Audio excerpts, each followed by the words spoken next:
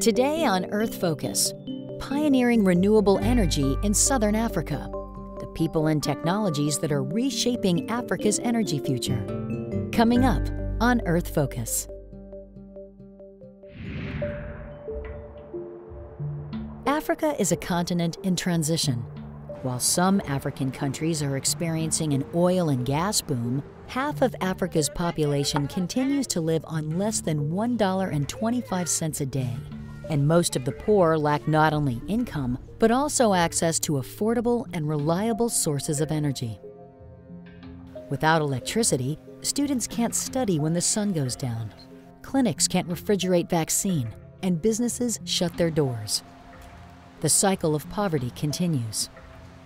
But Africa's sun, wind, and water resources make it ideal for renewable energy development, and entrepreneurs and businesses are quickly catching on. Correspondent Jeff Barbee travels through 4 countries in Southern Africa to explore emerging renewable technologies that may be more sustainable than fossil fuels and that are already helping to alleviate poverty while protecting the environment.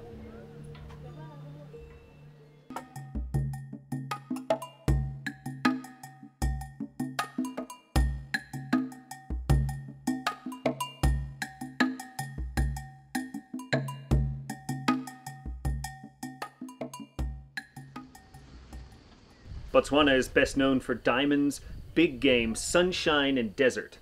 Trees are few and far between in many places, yet 80% of the people here use scarce firewood for their energy needs, depleting the country further of its natural resources.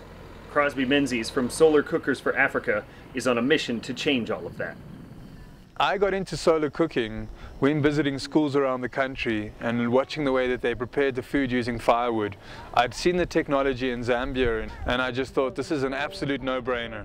Here is a way for people in Africa to cook at no cost, making no emissions, and it's completely clean and sustainable. Menzies is thinking big and has embarked on an ambitious journey through Africa, already visiting Zambia, South Africa, and now Botswana, spreading the gospel of solar energy one community at a time.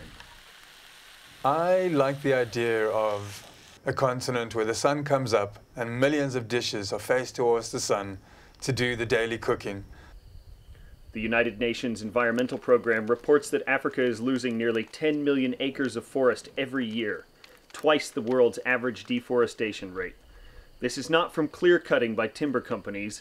It is due to the overuse of wood for home cooking fires like this one. People that are collecting firewood are the same people who really are not on a financial system. So they do not have a lot of money and resources available to them. No matter how cheap we make the cookers, we still can't reach the people that we really need to reach, and therefore we need funding in order to be able to do that. Solar cookers reduce emissions by the simple fact that food cooked on a solar cooker doesn't require firewood, which releases emissions, which then makes the solar cookers eligible for carbon financing.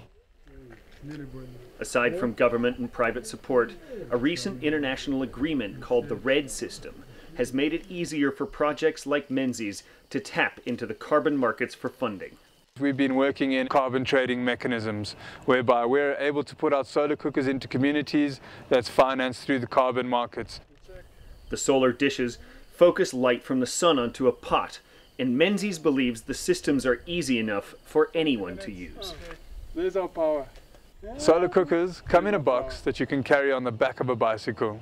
They take about 20 minutes to put together. They're extremely easy to use. You need no specialized skills or knowledge or tools to assemble and use a solar cooker. It's very, very easy to just point to the sun and learn how to use. Menzies has put together a solar caravan traveling throughout Southern Africa. The crew is distributing solar technology and trying to reach people in some of the most remote places on the continent. The caravan is in the sense of the old silk caravans, as in people taking spices from India all the way to Europe. They weren't just taking spices, they were taking information, they were swapping stories, and it was bringing a cultural togetherness. So we want to do the same thing with solar technology in Southern Africa. In 2009, the government of Botswana put out an urgent call for solar energy projects that tap into the 315 cloudless days per year.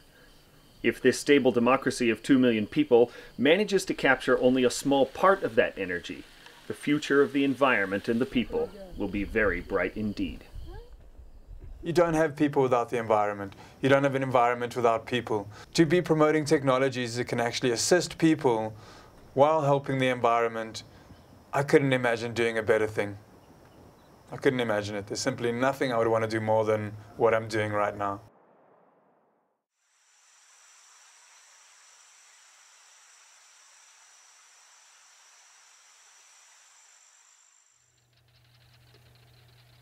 In the vastness of Botswana's Kalahari Desert, the sun is powering a communications revolution. Huge distances separate electrical utilities in this desert country of 2 million people, and there are very few fixed phone lines. In the past, Botswana relied on expensive diesel generators to run hundreds of remote cell phone towers. The system works very well, and it's better than the diesel systems because diesel is expensive to run. But with distance, we just use the energy from the sun and it is more or less maintenance free. According to the World Bank, Botswana has 143 cell phone subscriptions per 100 people. That's more than the UK, Germany, the United States, and Japan. Cell phones here are as ubiquitous as donkey carts, wild animals, and gorgeous sunsets. Now these affordable solar cell phone towers offer a better, cleaner way to connect. The old diesel systems each consumed 3,200 gallons of fuel every year. And that didn't include the fuel used to drive trucks across the country to maintain and refuel the generators. And in a country chronically short on power, users say solar towers have been remarkably dependable. Even the national grid is not that reliable. We have a lot of power outages and all that, while we have enough energy from the sun. Botswana has one of the highest solar energy indices in the world, according to the UN. To take advantage of it, the system uses solar photovoltaic panels to run the cell phone microwave equipment and charge a bank of deep-cycle batteries. At night, batteries like these in the remote town of Leshibitse power the system until morning. It has changed lives for people like 19-year-old Oteng Muketsi, who uses his cell phone to keep in touch with his far-flung family, organize schoolwork, and speak to his girlfriend 2 towns away. Yes, we can make calls easily, because the Mascom Tower is always working. At Mascom's headquarters in Gaborone, the country's capital, there is more to come. Soon they plan to roll out a 4th-generation data system to deliver broadband internet to most cell phone subscribers. Data utilization is the main core for everybody to access internet, downloads, and we are making that possible, of course. And that, too, will be largely powered by the sun.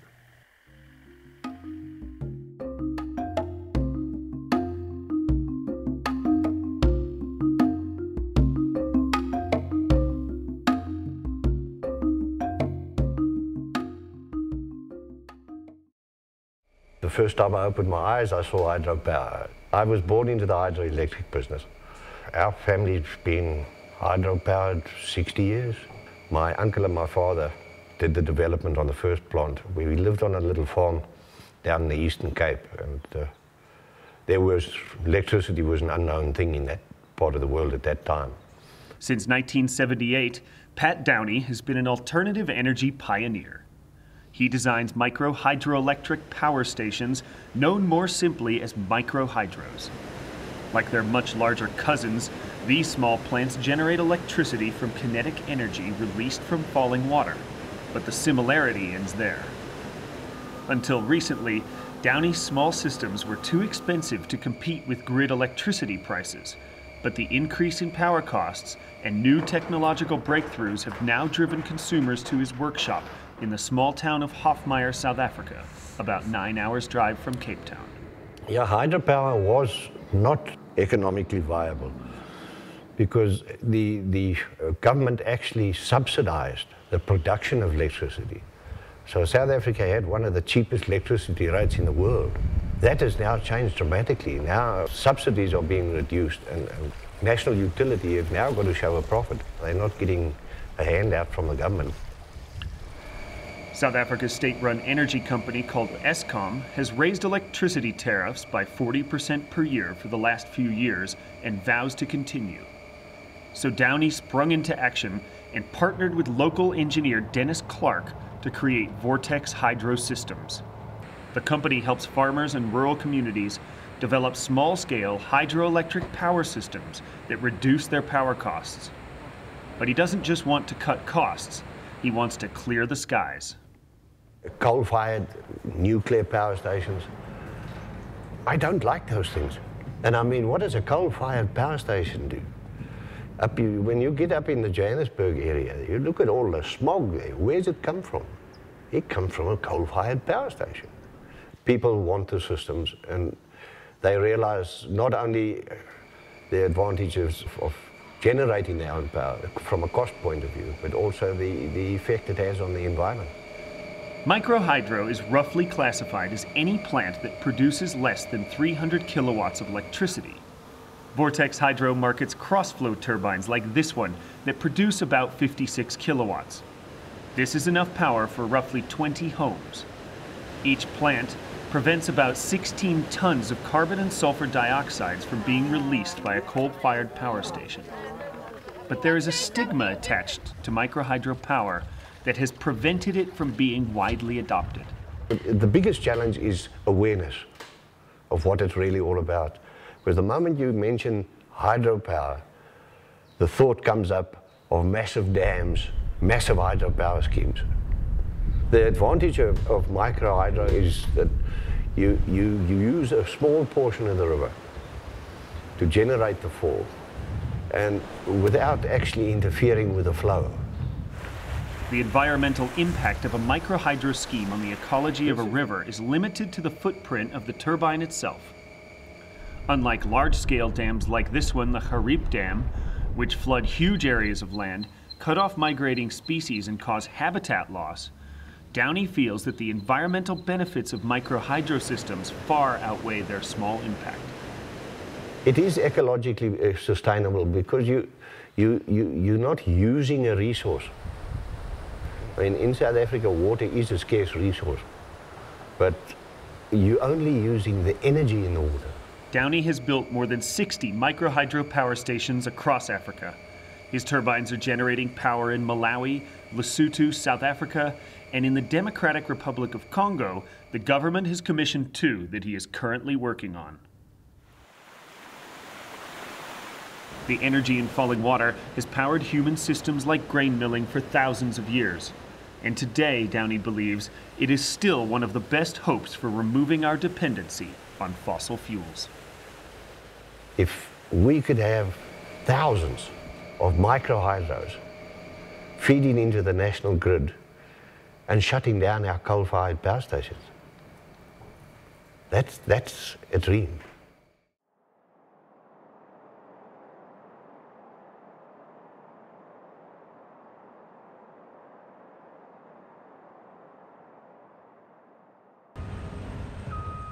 When I first told my kids that I was joining Durban Solid Waste, they looked at me and said, I'm going to be a dustbin man.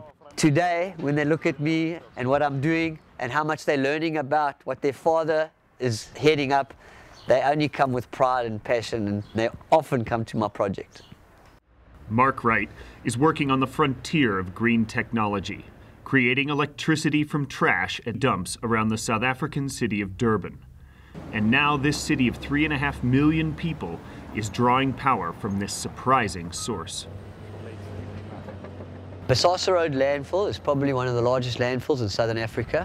We take approximately 4,000 tons of waste per day, and a high portion of that is biodegradable waste. On that basis, the landfill gas extraction system was implemented. For most people, dumps are a smelly necessity to modern living, but it's this gas, this smell, that contains methane.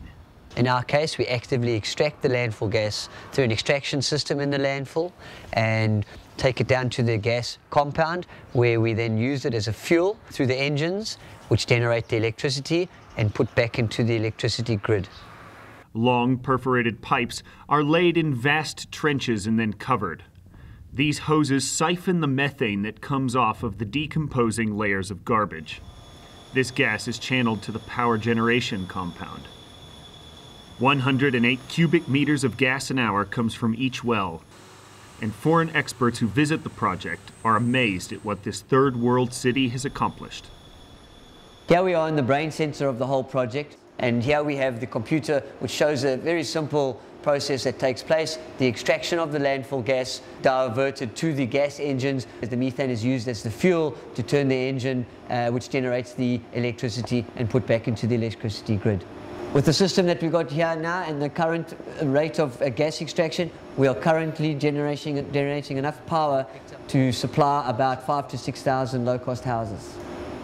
Methane is 21 times as powerful a greenhouse gas as carbon dioxide.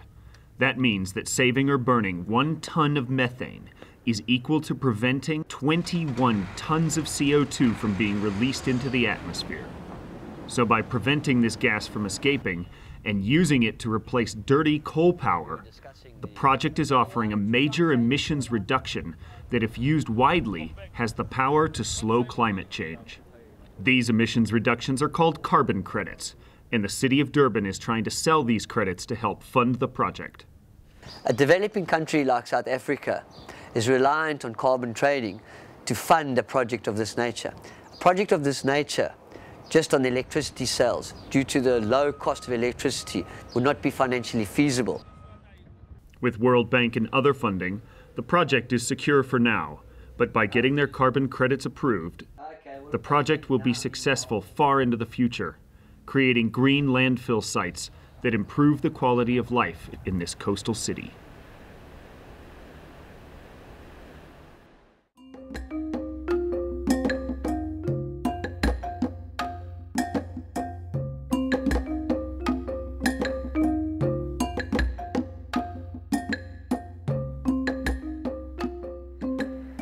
Forest destruction is a problem throughout the region, but in a small developing country like Malawi, it is an environmental catastrophe. Malawi is one of the most deforested countries in the world, and the remaining forests and woodlands are being cut down at an alarming rate. Throughout the country, timber cutting by local communities has been reducing former forests to marginal farmland. A year ago, thick Miombo woodland covered this area near Mangochi, but the relentless need for energy from communities and a lack of other viable fuel options has seen it disappear. But there may be some hope. Technology is coming to the Malawian countryside, and it's something to sing about. On a recent Sunday in Manjanja village, a group has gotten together to sing, to gossip, and to make mbaula chiteteza stoves. This is the mbaula chitetezo stove. Its name means environmental protection. Though simple, the stove has radically reduced the amount of wood Malawian households need for their energy. In the past, the 3-stone fire like this one was the best technology available. The stove burns cleaner for much longer on less than half the wood, and it's made from locally sourced materials. Linda Chiwaya explains how using this technology has changed life in her village. Yeah, koma mbaula imateteza nkuni. Ndipo tinaphunzirapo kuti mbaula za chitetezozo wina aliyese mudzi mwa Manjanja ali nayo. Ndipo akusangala kuigwiritsa ntchito. Ndiye nyimbo ziwiri zina zimene tinayimba. Mbaula ikuthandiza chifukwa chakuti nkhuni zimene tingakatolere kuyika pa mafuwa zimakhala zambiri, koma zimene tingayike mbaula zimakhala zochepa. Ndiye timatenga nthawi tisanabwererenso kulitchire kuja. Ndiye nkhuni zochepa tingatopikira pa masabata awiri, pomwe mulu umene utakhala pa mafuwa tipikira mwina masiku awiri okha. The technology is in the design. The materials and building techniques are local and affordable. Hestian Innovations, a plucky Irish company concerned about deforestation and looking for ways to get Africa involved in the carbon economy, appreciated the difficulty of carbon trading through forestry. If we could get carbon credits here in Malawi for reforesting with smallholder farmers, we would love to do it. But we know that it's just too difficult. It's too complicated, so we're better off focusing on energy efficiency. They looked at the problem in a different way. What if they could reduce forest destruction by using technology to reduce wood consumption and in turn reduce CO2 emissions? The technology we're promoting reduces the need for wood. So instead of using 10 pieces of wood, they can now use 4 pieces of wood. This is a big cost saving for them, but it also reduces pressure on the forest, so there's less trees being cut down. Tobacco is one of the main cash crops throughout Malawi. The most lucrative tobacco is cured in wood-fired kilns. The technology that Hestian Innovations is promoting reduces wood consumption in these kilns by about 50%. These are called rocket barns, and in 2 years they have sold almost 1,000 of them. Ndipo mabana amene tasintha kugwiritsa ntchito tsopano ni mabana amene akutithandiza kwambiri chifukwa tugwiritsa ntchito kusiyana ndi imene magwiritsa ntchito kumbuyoko. Kumbuyoko mabani yake amalitenga zambiri chifukwa nkhuni zimapita zambiriso. Koma pano nkhuni zake zochepa zedi. We're at the stage now where we've got about 800, 900 of these barns out there. The farmers are talking about them, they're loving the idea, they want more barns. Demand is very high. We can bring them this cleaner technology that can benefit their lives.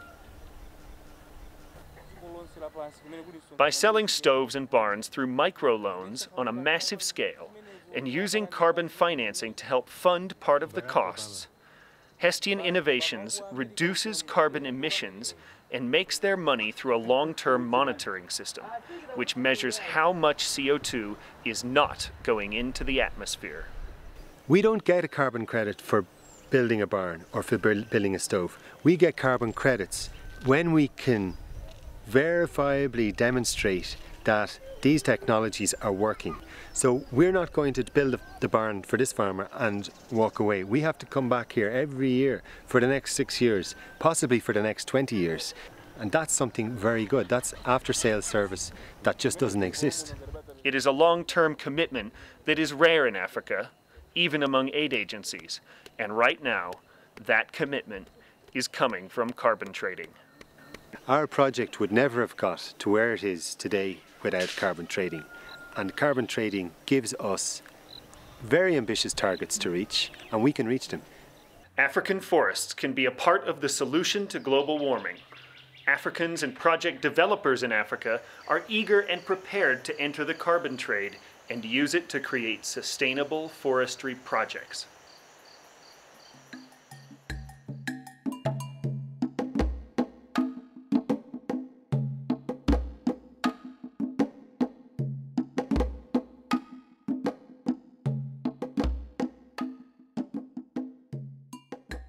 Old electrical technology has hampered the development of renewable energy in many African countries.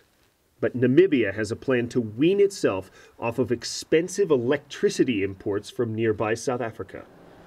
It has renovated the national grid to help make people's homes into power production systems. If we are now talking of the smart grid technologies, the potentials mostly in Namibia is solar energy, wind energy, and biomass energy. The government wants to have a significant amount of the country's energy coming from renewables by 2020. Our target for renewable energy capacity is 10%, yeah. But getting small producers into production has only recently become possible. It's the first country in Africa to create both new laws and an electrical grid like this one in the capital, Windhoek. It can take power from many different sources, anywhere in the system.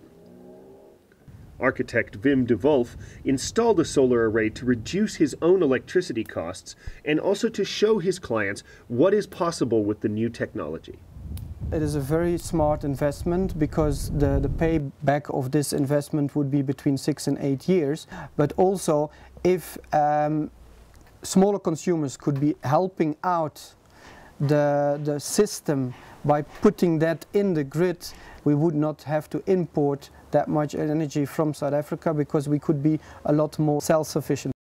De Wolf hooks his solar array directly into Windhoek's smart grid, allowing him to feed it when his home produces excess energy and to draw from it when solar power runs short. This reduces the cost of the system because he doesn't need expensive batteries. if we would not be able to use the grid as it is now, then we would have to have a total separate battery system. Now everything that you produce too much goes into the grid. Namibia's state-controlled power company, Nampower, has also installed a solar array to run their headquarters in downtown Windhoek, and other large projects are already powering remote desert communities in the Namib Desert. The government has a 20-year, three-part plan to expand this technology.